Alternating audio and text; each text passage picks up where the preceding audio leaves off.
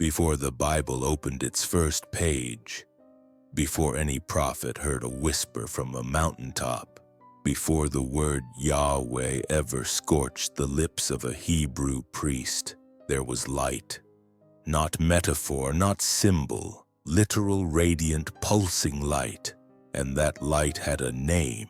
It was not foreign, it was not European, it was African. Long before Genesis was written, long before tablets came down from Sinai, the people of the Nile, the desert, and the sun-scorched plains of Kemet raised their hands to a force they didn't call God, because they didn't need to.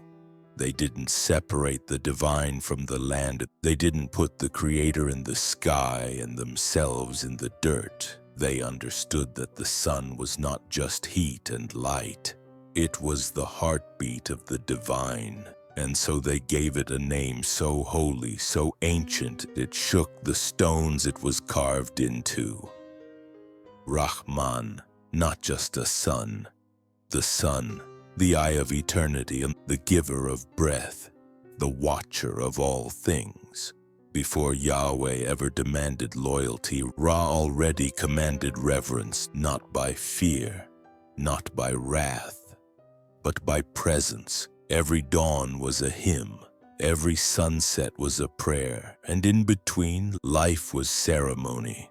In this early world, Ra was not a concept. Ra was a rhythm, felt in the rising of crops, the birth of children, the flow of the Nile, the warmth on your skin. He was not a statue in a building. He was the building of all things. Do you understand what that means? It means the African people were not waiting to be saved. They were not wandering in ignorance. They were walking in alignment. And they didn't just see Ra as some object in the sky. Ra was the source, the cosmic intelligence, the eternal cycle.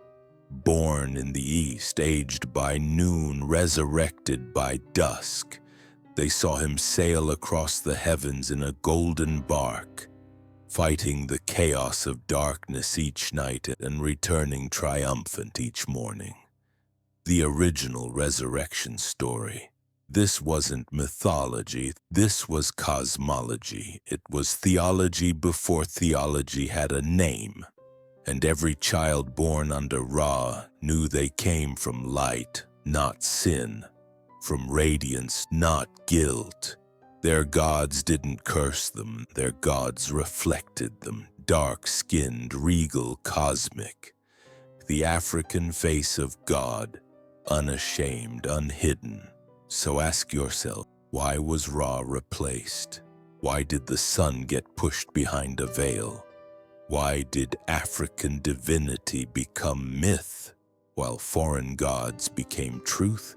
Because when empires rise, they don't just conquer land, they conquer memory. They rewrite the heavens, they rename the stars, they take the God who looked like you and replace him with a God who looks like them. And that's exactly what happened when Yahweh arrived. Not as one of many, but as the only. Not as a light among lights, but as the jealous one who demanded all others be forgotten. But forgotten by whom? Not by the sand, not by the Nile, not by the soul of Africa. Only by those who feared the power of what black people already knew, that the divine was theirs, that the sun was a mirror, that power didn't come from outside, it came from within.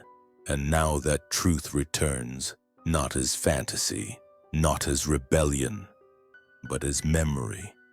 Because before Yahweh there was Ra, and Ra never left. He only waits. And the question is, are you ready to remember? When you close your eyes and imagine God, what do you see?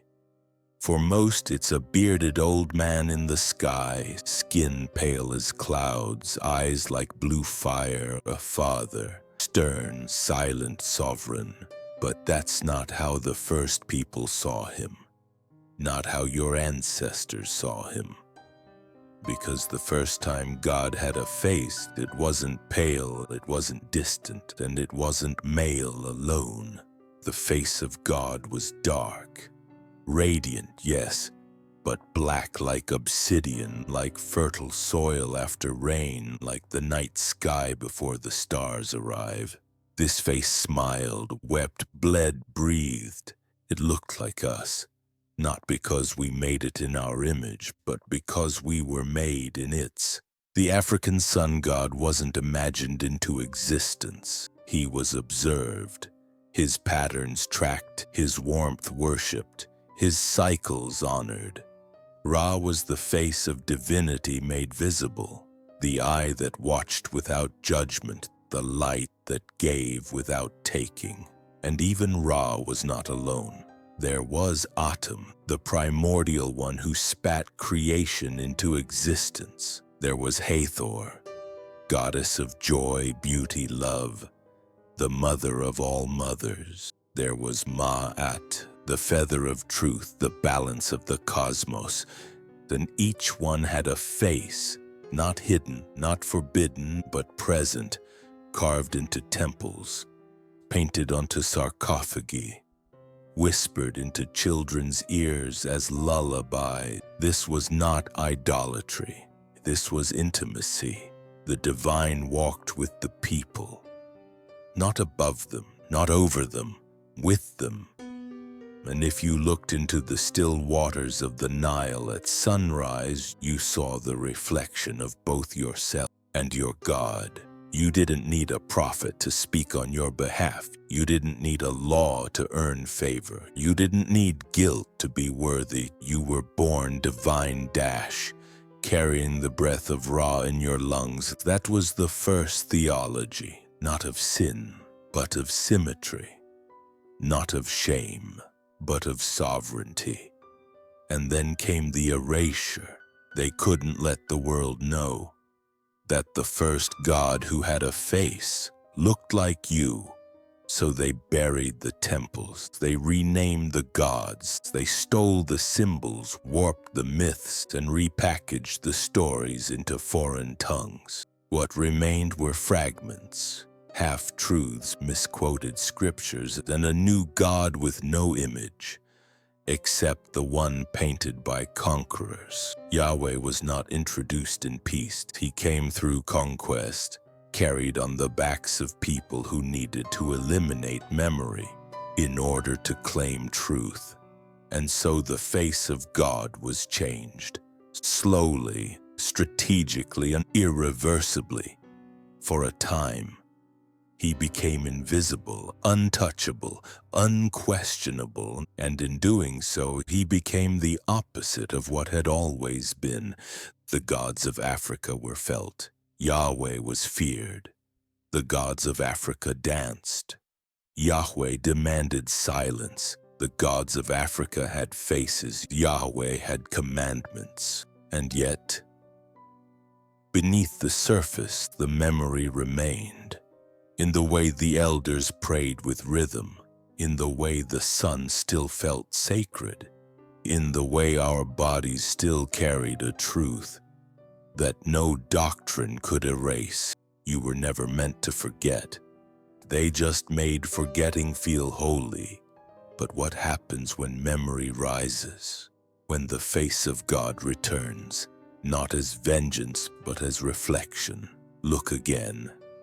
Not at the stained glass, but at the mirror.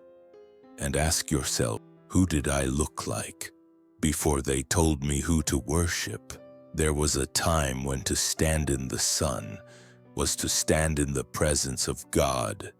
No veil, no temple tax, no priest to translate your worth. The light was your inheritance. It poured over your skin like blessing. It whispered in your bones, you are divine, you are known, you are one with all that breathes. But something changed.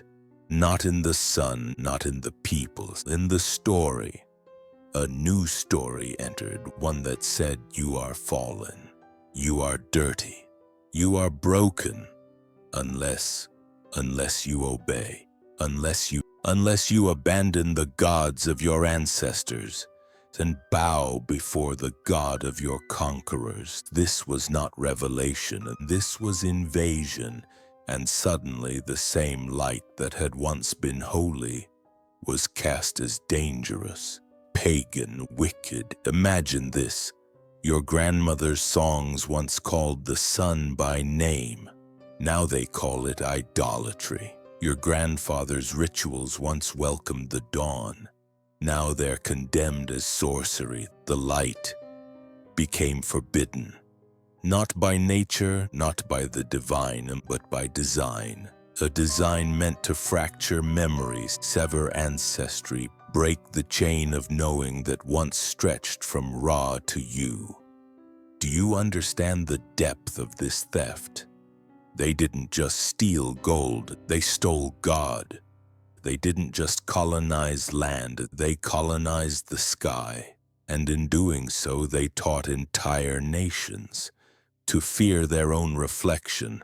That's why even now, when a black child looks to the heavens, they don't see themselves in the divine, because the image was rewritten, and the light, once a portal, was recast as a threat. Worship the sun, they said, and you'll burn in hell. But what if hell was never fire? What if hell was forgetting who you are, forgetting where you came from, forgetting the warmth that used to feel like home? And heaven? What if heaven was memory, the return to what you already knew, before they taught you to be ashamed of it? Because when you were told to fear the sun, you were being taught to fear your origin, to doubt your instincts, to abandon your power. And so people turned from the light. They dimmed their souls, they silenced their drums, they hid their altars and called it faith. But something always survived. In the rhythm of footsteps on red earth, in the smell of herbs lit in quiet corners, in the way a mother hums over her child, a melody older than any hymn book. Memory is a stubborn flame. Even in the coldest night it flickers. Even under doctrine it breathes. And now it is roaring. Because the sun cannot be cancelled. Its rise is not up for debate. Its light returns day after day, bearing witness to every truth we tried to bury. And maybe, just maybe, you're feeling that heat again, not on your skin, but in your spirit. It's not rebellion, it's return. Return to the warmth you once called divine. Return to the radiance they renamed blasphemy. Because the light was never the enemy was the lie. And now that you're seeing through it, the question becomes, what will you reclaim? Now that the light is no longer forbidden, beneath your feet lie temples older than the Bible. Beneath your memory lie gods who were once everything, not statues, not metaphors, but living powers, spoken with breath, felt in wind, seen in sun, and called by name. And though the world buried them, they did not die. They wait, not in tombs, in truth. The gods beneath the sand were the original architects of meaning. They shaped not only pyramids, but purpose. They taught harmony, not hierarchy. They spoke in symbols, not sermons. Names like Ra, Ptah, Khepri, Aten, Heru echo in the silence between verses, whispers beneath every stone that remembers. But those stones were scattered. When foreign feet entered sacred soil, they didn't come with reverence. They came with fire, with scrolls, with agendas, and they saw these gods, these black gods, these African creators, and labeled them false. Not because they lacked power, but because they had too much autonomy, too much history, too much truth. A people who see their gods in themselves cannot be enslaved. A people who remember their divine image will never kneel for permission to exist. And so the earth was told to forget. Statues were shattered, temples desecrated, priests silenced, names erased. And what remained? A book with no origin story from the sun, a God jealous of all others, a theology built on replacement, not revelation. But the sand holds secrets. Beneath ruined temples, archaeologists now find inscriptions, sun discs with wings, dark-skinned pharaohs portrayed as gods, hymns to Aten, the solar deity who needed no image. These were not primitive people. They were astronomers, healers, philosophers. They understood the movement of stars, the geometry of soul, the resonance of sound. They lived in alignment. Ra was not worshipped in fear. He was honored in understanding. His cycle mirrored our own. Birth, rise, peak, fall, return. Every African sun god told a story we've now forgotten, not of judgment, but of becoming.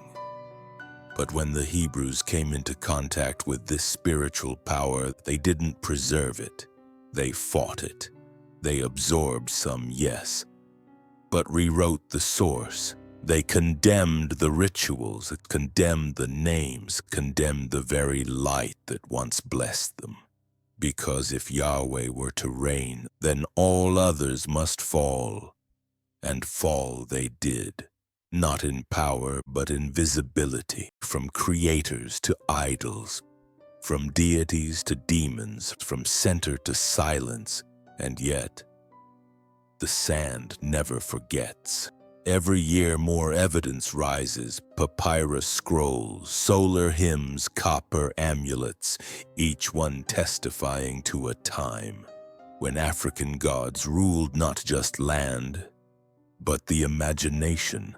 So ask yourself, if Yahweh was truly the first, why did he need to erase? Why destroy what came before? Unless it still held power. Why fear gods, unless they were once revered? And why still does your soul stir when you hear their names again? Because maybe you are one of the few who still carries the dust of the temples in your bones. Maybe you are a descendant of the priests who whispered Ra's name into morning winds. Maybe you've come back, not to worship like before, but to remember what was once known. The gods beneath the sand are rising, not to take power, but to restore memory. And once memory returns, so does everything else. There came a day when the sun no longer healed. It burned, not by its own hand, but by the story told about it. A day when warmth turned into warning, when the rays that once kissed brown skin were branded as blasphemous, because the priests had changed, the temples had changed, and most of all, the God had changed. No longer was God a giver of light, he became a taker of allegiance, not a cycle to observe, but a throne to obey. That day came quietly, cloaked in conquest. It wasn't a single act, but a slow corrosion of memory, an erosion of divinity replaced by fear, guilt, and rules. And at the center of it all was fire, not the fire of the hearth, not the fire of rebirth, but the fire of judgment. You see, Ra's fire was creative. It ignited crops. It awakened spirit. It bathed the world in clarity. But Yahweh's fire, it consumed.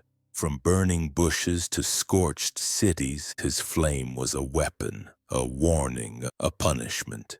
Do not stray, it said. Do not remember, do not worship any other god, for I am jealous. And with that flame they began to torch the bridges between man and nature, between body and sacred, between sun and soul. Imagine what it means to be told the light you once loved is now your enemy, to be told the gods who fed your ancestors are now demons, to be told your ceremonies, your songs, your symbols are worthy of fire. This wasn't purification, this was erasure. And they didn't just light fires in temples, they lit them in minds, so that even now, generations later, many flinch at the thought of raising their face to the sun and calling it divine. Because fire leaves more than ash. It leaves scars, scars passed down in silence, scars covered in scripture, scars that whisper, stay in the dark. The light is not yours, but Ra's fire never asked for submission. He rose each day for all, without bribe or blood. He did not demand a chosen people. He illuminated all people. So what happened on that day? It was the day God stopped looking like a reflection and became a threat. The day the sacred was no longer shared but seized. And as fire replaced sunlight, so too did religion replace revelation. You were no longer a spark of divinity. You became a sinner in need of saving. But deep down, even through smoke, your spirit remembered. That warmth is not wrath, that light is not law, that the sun does not punish. It reminds you of your origin, your radiance, your rightful place in the cosmos. And maybe, just maybe, this is why your skin sings in the sun, why your breath slows when morning breaks. Why something ancient stirs in you when golden light touches your face. Because the fire that tried to erase you could never extinguish your soul. Ra's flame still burns, not to destroy, but to awaken. And now that you've seen the difference between fire made to rule and fire made to reveal, what will you choose to stand in? The fear that scorched your story, or the light that always called you home? It is one of the greatest reversals ever told, not in truth but in strategy. The gods who once healed, created, and guided were recast as monsters. The very spirits that built civilization were painted as shadows. How does a god become a devil? How does a healer become a curse? How does the sun become a threat? Simple. You twist the tongue that names him, and that's what happened. Not by accident, not by spiritual evolution, but by design. The African creator, Ra Atum Heru, became something to be feared, not followed. They were no longer creators, they were tempters, deceivers, idols. And so a new doctrine was born. Worship the one true God, Yahweh, and everything else is demonic. But who decided that? Who had the power to take a God of life and repaint him with the colors of death? It wasn't heaven, and it was hierarchy. You see, the easiest way to erase a people is to villainize their divinity, and so that's what they did. They called your symbols a cult. They called your ancestors sorcerers. They called your prayers witchcraft, and they called their God holy. Overnight, your temples became tombs, your drums became dangerous, your ceremonies became sin, but not because they changed, because the lens changed. Let's be clear. Ra never harmed his people. He rose, he warmed, he gave. Yet Yahweh is described as wrathful, vengeful, jealous. Still, Ra is the one they cast as evil. Number, that's not justice, and that's propaganda because power does not like competition. And if black people remembered that their gods were creators, not demons, they might reclaim more than religion. They might reclaim themselves.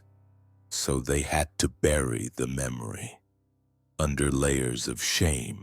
Don't call on your ancestors, they said. That's necromancy. Don't light candles to the sun, they said. That's idol worship. Don't dance, don't drum, don't dream. That's the devil's music. But what if I told you? The only devil was the lie itself, that the black creator was never a villain but a victim of erasure, that your gods didn't fall, they were pushed, and now you're here trying to make sense of the unease you feel every time someone tells you that everything from your past was evil. Why do you still feel peace when you hear the drum? Why does your heart open when the sun floods your face at dawn? Because the devil they warned you about was just the God you weren't allowed to love, and now you know. You've seen behind the curtain, you've looked beyond the pages, you've felt the stirrings of something ancient, and it does not smell like sulfur. It smells like earth, like memory, like truth. So ask yourself, if the gods of your ancestors were so evil, why do their symbols still heal? Why do their names still echo in your soul? Because what was condemned was never cursed. It was powerful. Too powerful to control, too powerful to own, too powerful to keep in chains. So they called it the devil. But you can call it what it really was, divine. And now that the disguise is crumbling, you must choose. Will you keep fearing your own reflection, or will you reach back, lift up the fallen names and say, I remember you. There was a time when heaven had no walls, no race, no borders. It was not up, it was not away, it was here. It was the breeze through the trees, the warmth on your back, the voice of your grandmother singing by firelight. It was the drumbeat of the gods within your chest, and everyone was welcome. But that changed, not all at once, but like a slow fog, heaven began to drift away from the soil to the sky, from the village to a temple, from within to somewhere far, foreign and cold. And when it reappeared in the minds of men, heaven had a new face, a white one. Gone were the black gods of fire and rhythm. Gone were the grandmothers who prayed to the river. Gone were the sun discs, the lion thrones, the sacred cows, the laughing gods who loved. Now there were gold gates, tall thrones, pearly walls, a pale-skinned king with stern blue eyes, and a list of sins long enough to bury the soul. How did that happen? It didn't come from the spirit, it came from the brush, the painter's brush, the colonizer's hand, the missionary's threat, and the empire's ambition. They painted heaven white and hell black. And just like that, divinity changed color, not by revelation, by politics. Jesus became European, angels became blonde, God became an old white man in the clouds, untouchable, unrelatable, unreachable. And every image of holiness, every sculpture, every story, every stained glass window repeated the lie, white is close to God, black is far. Do you feel the violence in that? The erasure isn't just historical, it's spiritual, it's psychological. When a child grows up never seeing themselves in the divine, they begin to doubt their own worth. When God looks like your oppressor, you don't just pray with fear, you live with it. And when heaven becomes white, everything black must be purified, cleansed, converted, or cast out. That's how it begins. That's how the lie becomes law. But let's remember something. The earliest people to speak of heaven didn't live in Rome. They lived in the Nile Valley, in Cush, in Nubia, in Kemet, and their heaven was not far away. It was where the sun returned each night, a place of balance, reunion, truth. It was called Duat, and you didn't enter it by being perfect. You entered it by living in alignment. Your heart was weighed against a feather, not your skin, not your church attendance, not your ability to conform. Heaven had nothing to do with whiteness. It had everything to do with truth. So when did that change? When people realized they could rule others by controlling the image of the afterlife. When they realized that if you fear hell enough, you'll do anything to escape it. Even worship a God who looks nothing like you. And so they gave you a white heaven and a black devil. But now the veil is lifting. And as it lifts, you start to see a heaven doesn't belong to anyone. It's not owned by doctrine. It's not locked behind gates. It was never a reward for obedience. Heaven is the return to truth. And truth has no color. But your ancestors knew where to find it. In the warmth, in the soil, in the sky. The real question is, now that you know heaven was never white, will you reclaim the paradise that was always yours? Before crosses were carved, before holy books were bound, there were solar priests, guardians of the light, voices of the sun, keepers of the sacred rhythm between heaven and earth. They did not preach. They remembered. They rose with Ra, sang to him in the golden light of dawn, watched his journey across the sky. As if following a sacred scroll written in fire, they read the movement of stars, like scripture, understood the language of wind and water, as prophecy. And their temples were not closed fortresses, they were open altars, alive with dance, incense, and the breath of creation. This was the original priesthood, not of control, but of communion. They didn't tell you what to believe. They reminded you that the divine lived inside you. No fear, no guilt, just alignment. And because of that, they were dangerous, not to the people, to the rising powers who needed control. You see, these solar priests stood between two worlds, the physical and the eternal. They healed with herbs, guided with dreams, taught with stories passed down in the glow of twilight. They wore white linen, not to impress, but to reflect purity of intention. They served the people, not the throne. But empires don't like servants of the light. They prefer gatekeepers. And so the priesthood had to fall. It began slowly, new laws, foreign gods, foreign armies, temples closed, scrolls burned, priests labeled heretics, and the sun, once their living altar, was replaced by pulpits made of stone and fear. Do you see the shift? From sun to scripture, from rhythm to rule, from memory to obedience. What once was sacred became suspicious. Solar rituals were recast as idolatry. The sacred balance of Ma'at was reduced to sin and punishment. And who remained?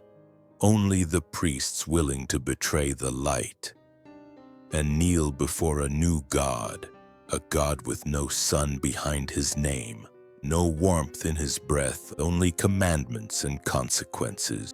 But not all bowed. Some fled, some hiding, Some whispered their prayers to Ra in secret, and the light, though diminished, never died. It flickered in exile. It glowed in quiet corners. It traveled through bloodlines, lodged in the bones of children not yet born, maybe in you, because the fall of the solar priesthood was not just a historical moment, it was a turning point in the human soul. It was the moment when we were taught to seek light outside of ourselves instead of recognizing it within. And now we live in a world where people chase God, but forget how to feel the sun, where people read verses but can't hear the voice of the earth, where priests no longer dance and the pulpit no longer shines, but the memory is rising, and with it a new priesthood, not ordained by men but awakened by truth. You don't need a title. You don't need permission. You need only to remember. Remember the warmth. Remember the rhythm. Remember the prayers made of sunlight and breath, because the solar priesthood never ended. It only went underground. And now, the light calls again, not to build temples, but to become them. Will you answer? The Bible is not silent. It speaks in riddles. It hides in plain sight. And what it hides is the black sun. You won't see his name written clearly. You won't find a chapter titled Ra, but trace the light that flickers between the verses, and you'll see him. Not as a myth, as a memory, carefully veiled, beneath metaphors, rewritten names, and the thunder of a jealous God who rose after him. Because when they wrote the holy books, they didn't start from scratch. They borrowed from Egypt, from Nubia, from the lands where gods walked with men. And what did they take? Stories of floods, laws of balance, sacred numbers, and most of all, the cosmic sun that ruled the sky and the black divinity that shined from within it. But they couldn't leave it whole. They had to twist it. So instead of Ra, they gave you Elohim. Instead of Heru, they gave you Jesus. Instead of Ma'at, they gave you commandments. And in doing so, they took what was born in Africa and disguised it in foreign robes.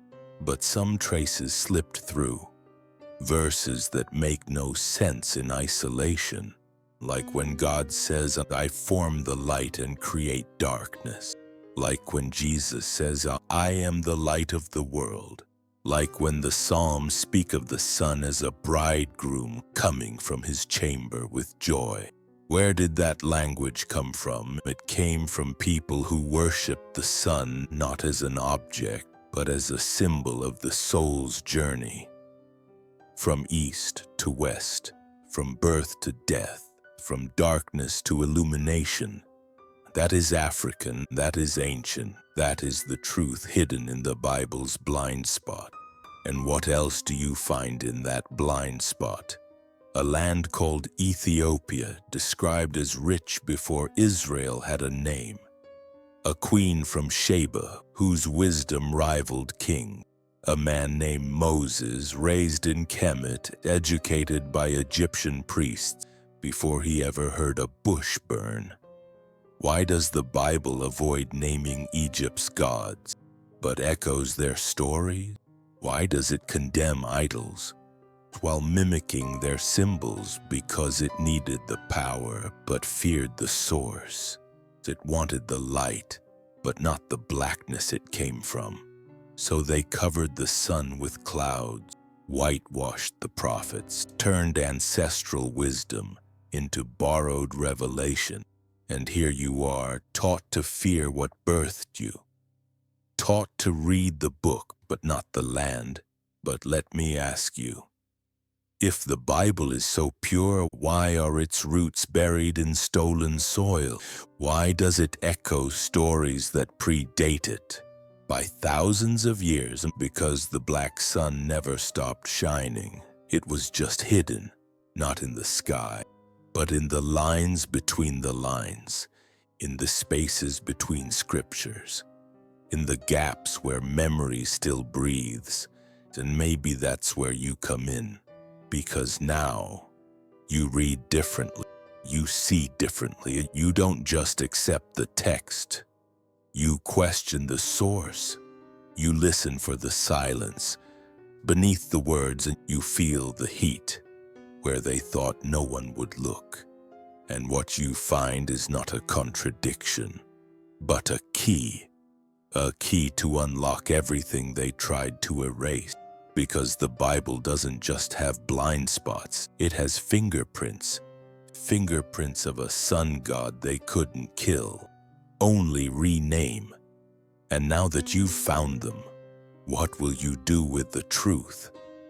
You were told there was only one gospel, one truth, one savior, one path, and it came in a book, written, rewritten, translated, and censored by empires. But what if I told you that wasn't the first gospel? What if the real good news never made it past the gates of Rome? What if the gospel that should have freed you was buried under the gospel that enslaved you? Because before there was Matthew, Mark, Luke, or John, there were voices in Africa, singing of light, of resurrections, of gods who died and rose again, not to be worshipped, but to remind you of your own cycle. Osiris, Heru, Osset, not myths, but metaphors, not fairy tales, but frequencies. They taught that the soul is eternal, that death is not the end, that justice governs the afterlife, that truth is not outside you, but within. That was the gospel. Not fear, not guilt, not damnation, liberation. It was a gospel told in rhythm, in movement, in fire and drum, in how you lived, not just what you believed. But Rome couldn't control that, so they created a new gospel. One with obedience at its core and power in the hands of priests, not the people. They told you to look to the sky, to wait for heaven, to suffer now for glory later. But the gospel that came from the Nile said otherwise. It said, you are divine now. Your breath is sacred now. Heaven is a frequency, not a reward. It said, God lives through you, not above you. But they silenced it. They called it pagan. They called it primitive. They stripped it of its names, its rituals, its context. And they replaced it with a savior. You had to beg, worship, fear. And now, millions recite prayers written by their captors, while the original gospel remains forgotten, whispered only in dreams and in the bones of those who never fully forgot. But here's the plot twist. You never needed permission to hear it again, because it's not locked in a scroll. It's written in your spirit.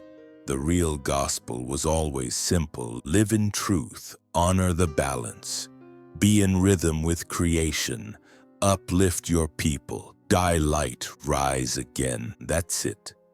No 10%, no middleman, no eternal flames for honest question. And isn't that the gospel your soul craves? Isn't that the truth that makes your chest hum like a tuning fork struck by lightning? Because deep down, you've always known something was off.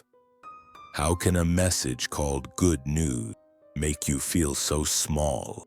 How can a gospel of love begin with the threat of hell? It doesn't add up, because what they gave you wasn't the original. It was the edited version, the empire-safe version. The original was too black, too freeing, too rooted in the sun, the soil, the ancestors. It couldn't be tamed. So it was traded for control. But the trade didn't work, because now you're remembering, and the memory is gospel enough. So preach it, with your breath, with your walk, with the way you stand tall again. Because the good news never died, it just waited for you to hear it again. When the drums were silenced, when the temples were burned, when the names of gods were outlawed, the ancestors did not panic, they remembered. They knew empires rise, but the spirit rises higher. They saw the storm coming, the swords, the scriptures, the ships. They felt the weight of erasure pressing against time.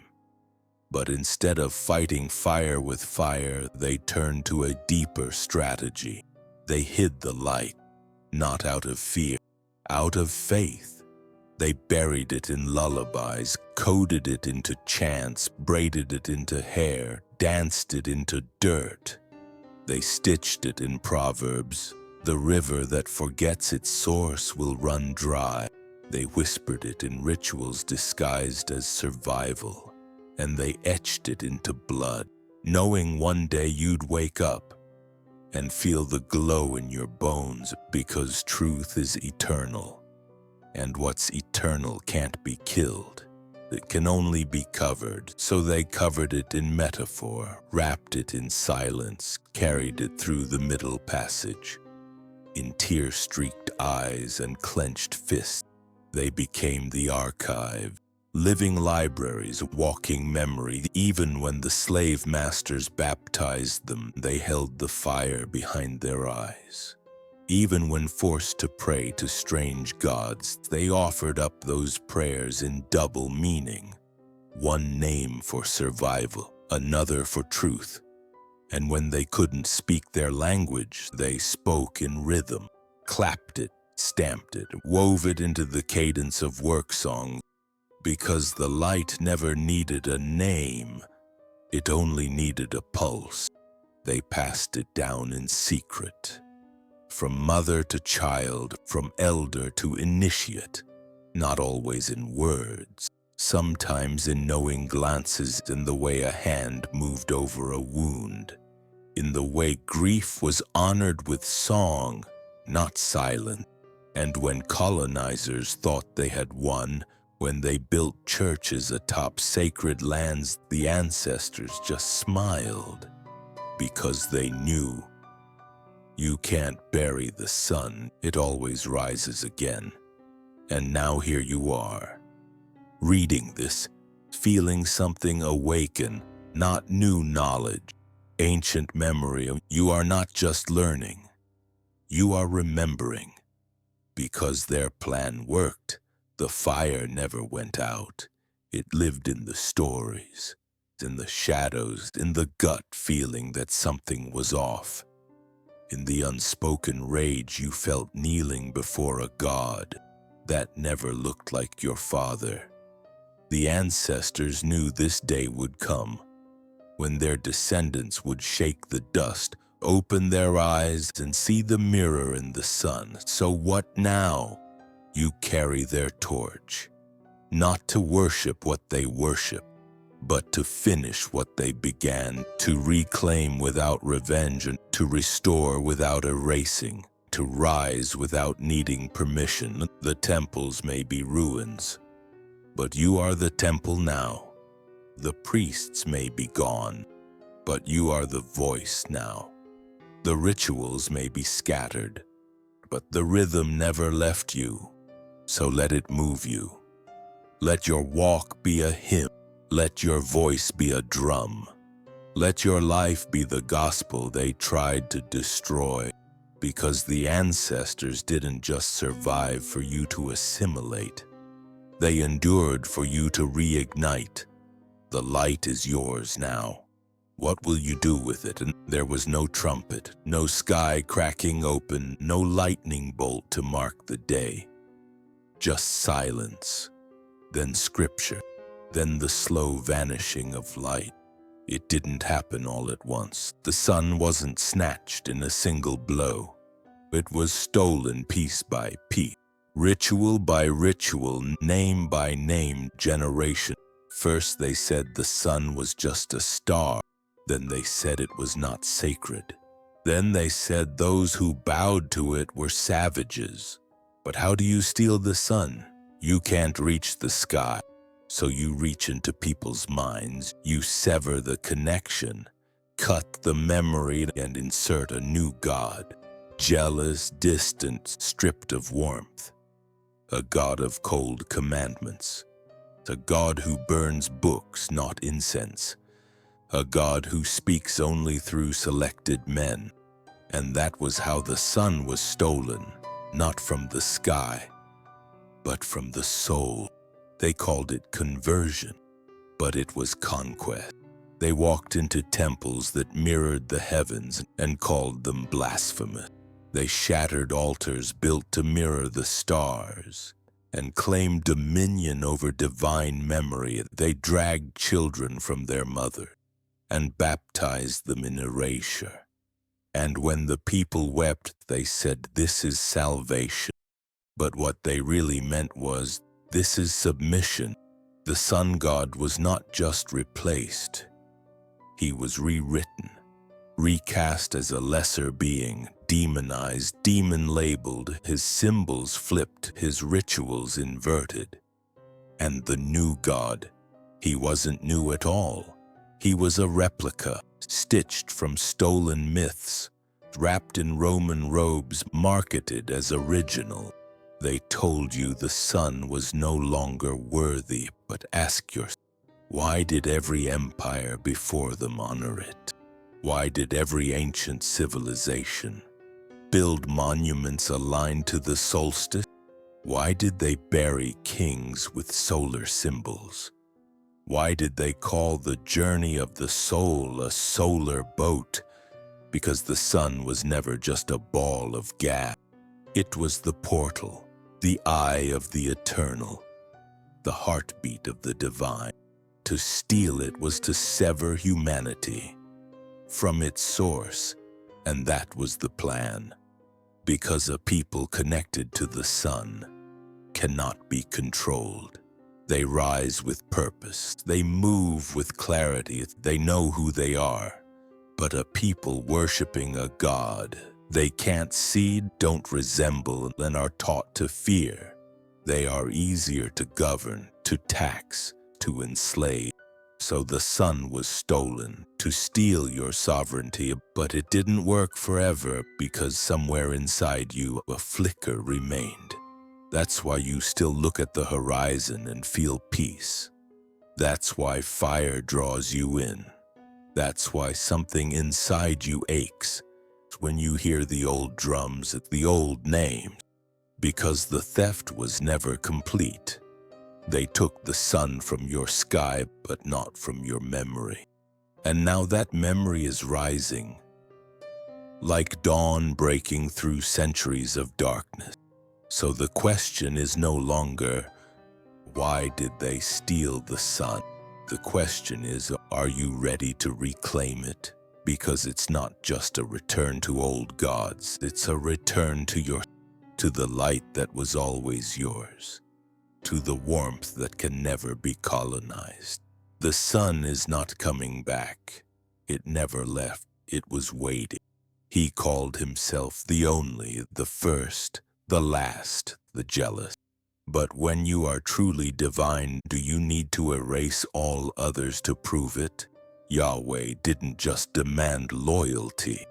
He demanded exclusivity. He didn't just want your praise. He wanted your memory. Because he feared the light. Not the light of the sun, but the light of remembrance. The light that exposes the root.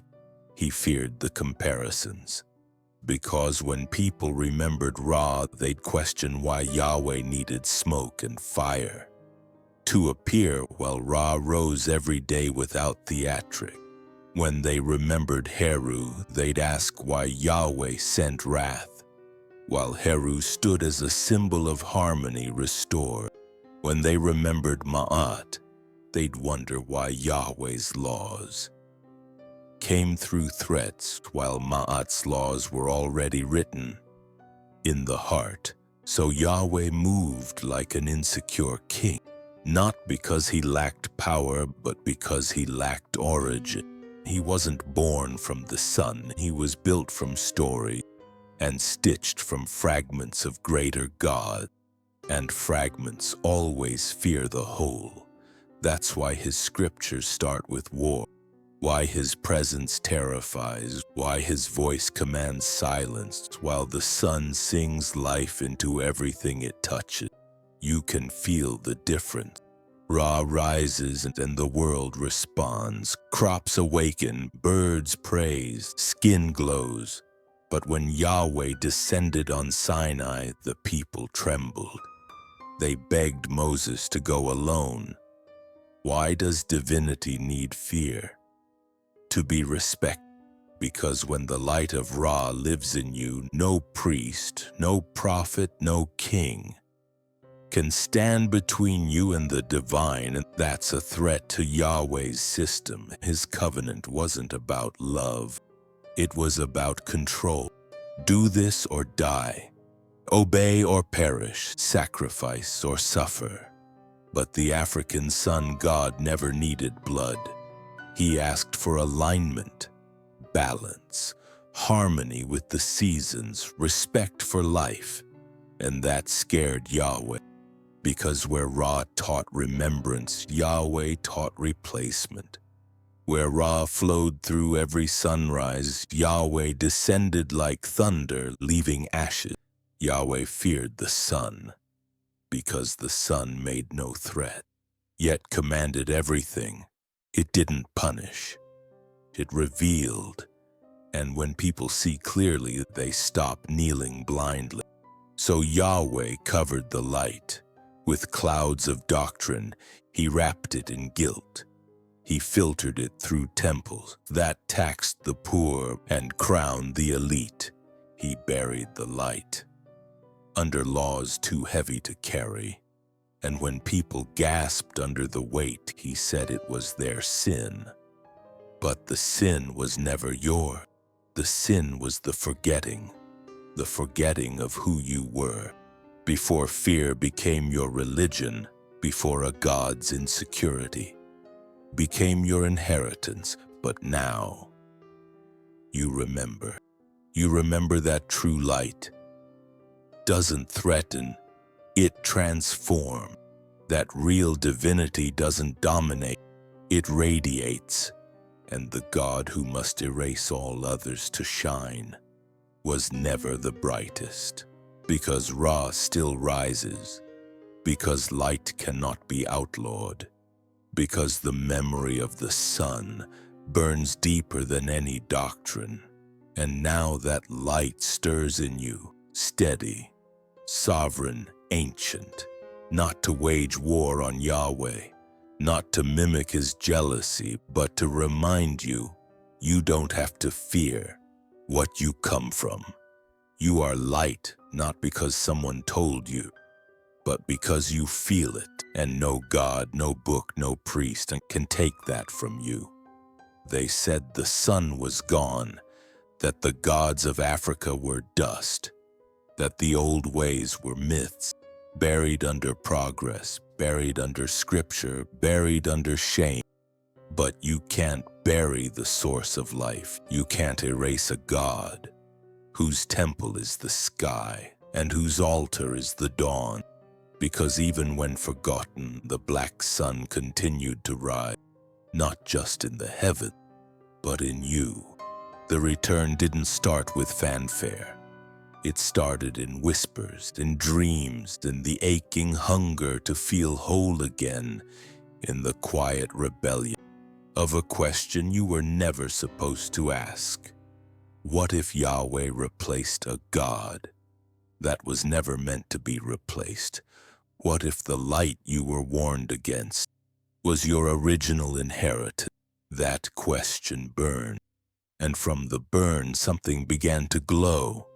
The black sun returned in fragments, in memories triggered by a drumbeat, in tears shed during an ancestor's funeral.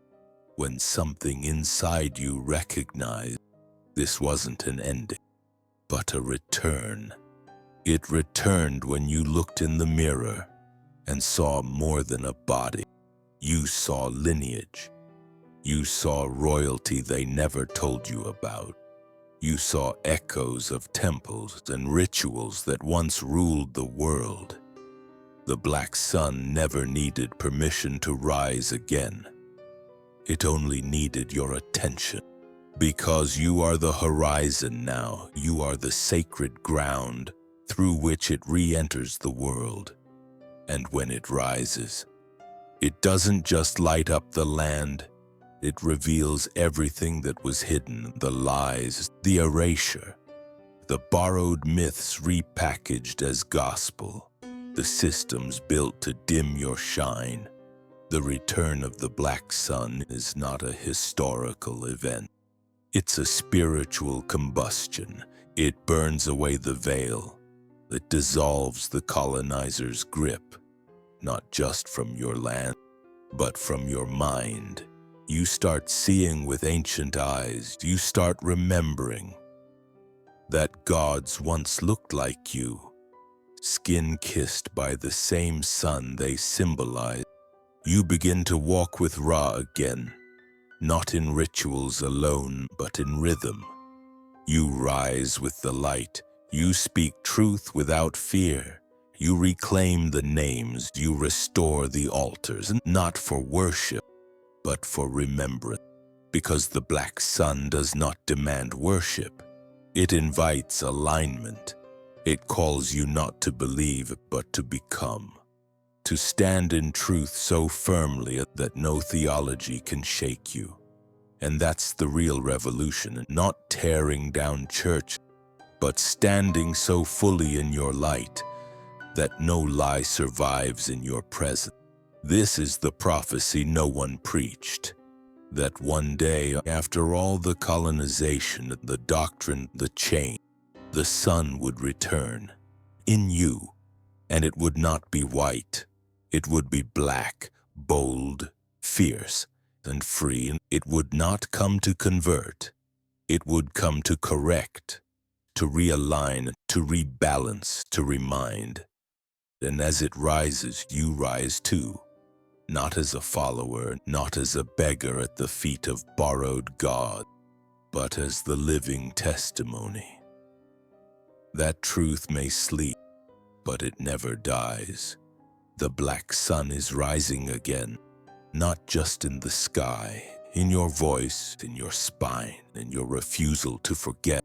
And when enough of you rise, a new day begins, not new because it's never been, but because it was hidden too long, and now you remember. You were told resurrection belonged to another, that only one God rose from the dead, that only one light conquered the dark. But long before the cross, long before the borrowed myths, Ra had already walked that path. Every night he descended, not into death, but into the underworld, into the place of shadow where chaos whispers and darkness tests. And every morning, he rose. That was resurrection, daily, celestial, cosmic, unstoppable. No tomb could hold him because he never died in fear. He descended in power. He didn't run from the dark. He traveled through it with eyes wide open, with the serpent at his brow and fire in his heart. That's what they erased, that your ancestors already knew. How to die and return, not just in myth, but in spirit, in soul, in ceremony. Ra's resurrection wasn't a miracle. It was a cycle, a rhythm of renewal, a reminder that darkness is not punishment. It's passage. And now you, child of that same sun, have been in the underworld too. Not beneath the earth, but beneath your potential, beneath your truth, beneath centuries of silence. You've felt the weight, of gods that weren't yours, of shame that wasn't yours, of forgetting what ran in your blood. But like Ra, you were never dead. You were moving through, and now you rise. Not in fragments, not with borrowed light, but with the full fire of who you've always been. This is the resurrection they never saw coming, because it's not one man rising. It's a people, it's a memory, and it's the return of divinity, not from the sky, but from within. Ra doesn't need revival. Ra never left. What needed resurrection was your remembrance. The moment you remember, Ra stands tall again, not as myth, not as museum artifact, but as force, as frequency, and as blueprint. You don't have to build a temple, you are the temple. You don't have to chant ancient names, you are the name. You don't need permission to rise. Ra never asked, he emerged, and so must you. Resurrection is not about escape, it's about reclaiming. It's not about leaving death behind, it's about transforming it. That's why Ra shines brighter after the underworld. That's why his journey is sacred. And that's why yours is too. You are not behind. You are not broken. You are rebirthing. This is not about rage. This is not about revenge. This is about return. The resurrection of Ra is the resurrection of the uncolonized self, the version of you before you bowed to gods that did not know your name, the version of you before your history was rewritten, the version of you that remembers how to walk in rhythm with the sun and speak without shame. So rise, not to fight the old world, but to outshine it, to be so radiant, so rooted, so real that nothing false survives in your presence. This is resurrection, not for the gods, for you. Because you are the prophecy, you are the altar, you are the return. And when you rise, so does Ra. You've been told your skin is a burden, a curse, a target, a source of struggle. But what if your skin is the key, not just to your path, but to the divine?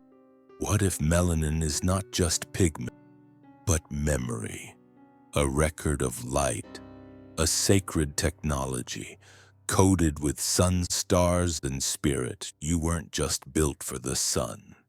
You are of it. Your melanin doesn't just protect you. It connects you to the cosmos, to the gods, to the frequencies that they tried to suppress. That's why the war was never just on your body. It was on your biology, your birthright. Because melanin remembers, it stores the rhythm of drums that echoed across the Nile. It holds the scent of frankincense, burned in temples forgotten by textbook. It vibrates with the tones that once summoned light from the void. They don't just fear your strength, they fear your access. Because when you remember who you are, you don't need their validation. You don't need their religion. You become the walking resurrection of the sun gods they tried to bury. So they declared war, not just with chains and whips, but with mirrors and media, with schools and sermons, with chemicals in your food and dogma in your mind.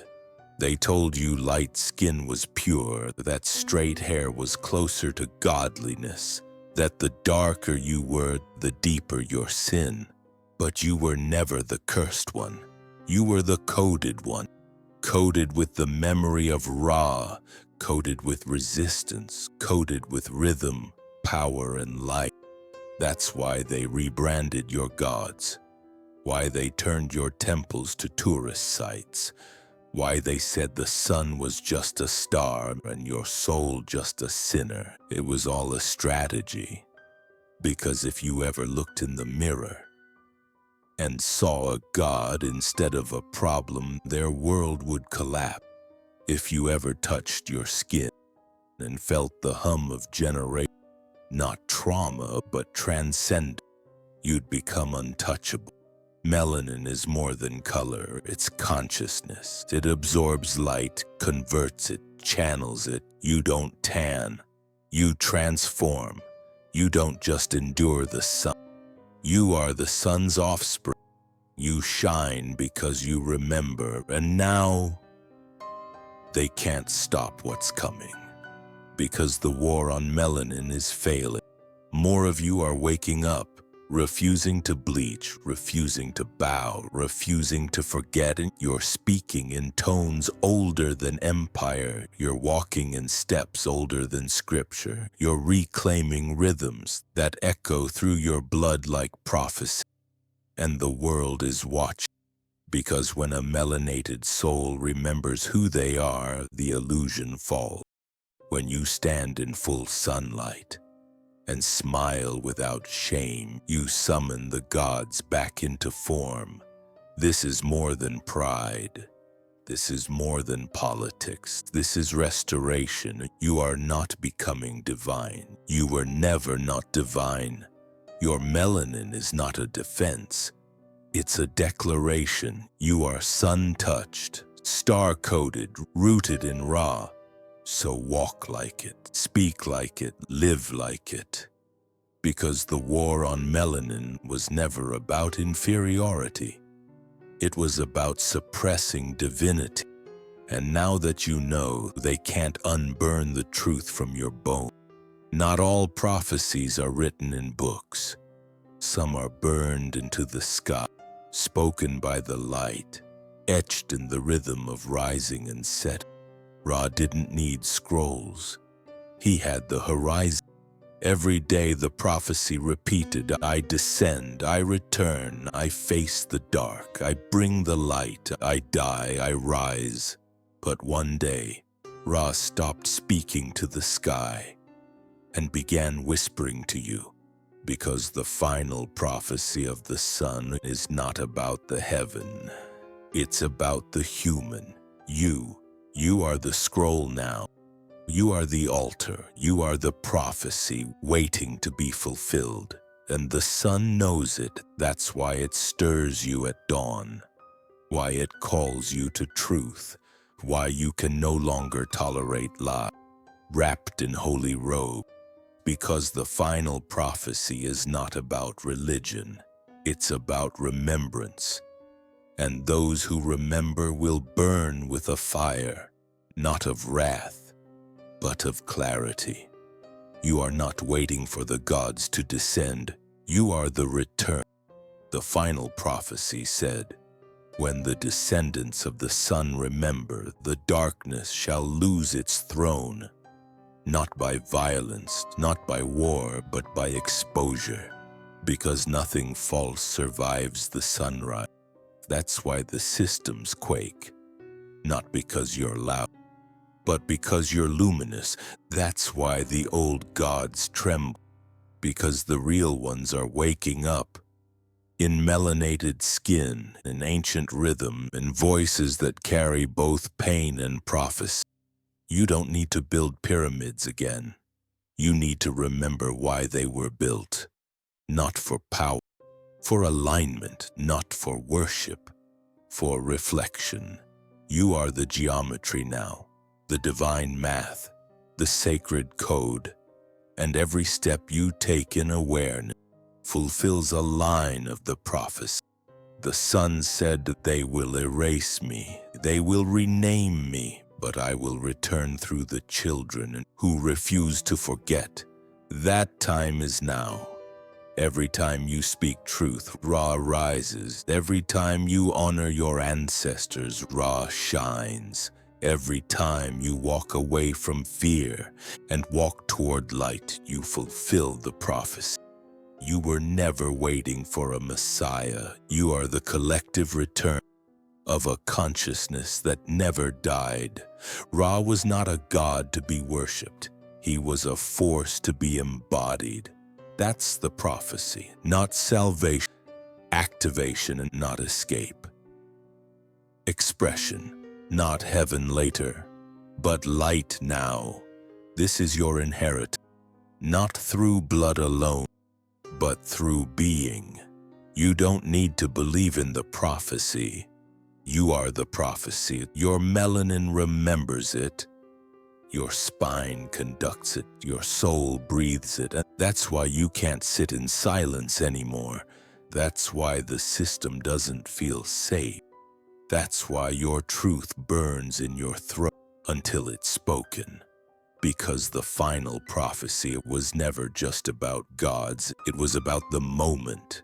You look in the mirror and stop seeing a survivor and start seeing a son.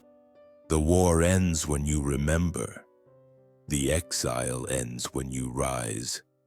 And Ra, the ancient fire, smiles every time.